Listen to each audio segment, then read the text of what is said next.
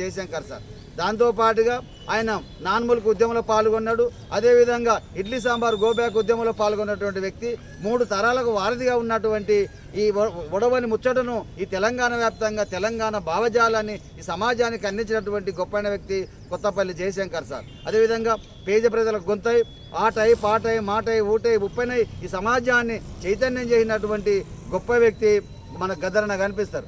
Professor Jayashankar సార్ది మాట అయితే గదరన్న గారిది మాట పాట ఆట ఈ 2 కలుపుకొని ఒక నాణానికి బొమ్మ బొరుసులాగా ఉండి ఈ సమాజాన్ని చైతన్యం చేసినటువంటి గొప్పైన వ్యక్తులు. తెలంగాణ రాష్ట్రం ఏర్పడడానికి ప్రధానమైన వ్యక్తి కొత్తపల్లి జయశంకర్ సారు. అదేవిధంగా తెలంగాణ రాష్ట్రాన్ని రగిలించి తన ఆటలతోనో తన పాటలతోనో తన మాటలతోనో జనాన్ని చైతన్యం చేసినటువంటి గొప్పైన వ్యక్తి గద్దరన్న ఉంటారు సోదరులారా. అందుకోసం ఈ ఇరువురు ఈ సమాజానికి గొప్పనైన వ్యక్తులుగా మనం గుర్తించి పెట్టుకోవాల్సిన అవసరం ఉంది. వాళ్ళు చేసినటువంటి